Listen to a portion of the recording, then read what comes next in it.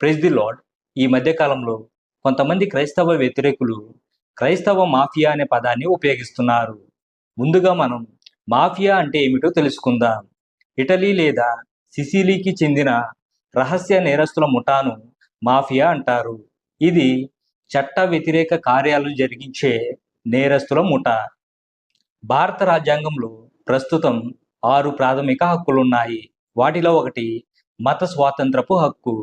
భారతీయ పౌరులకు, అలాగనే పౌరసత్వం లేకుండా మన దేశంలో నివసించే వారికి ఈ హక్కు వర్తిస్తుంది.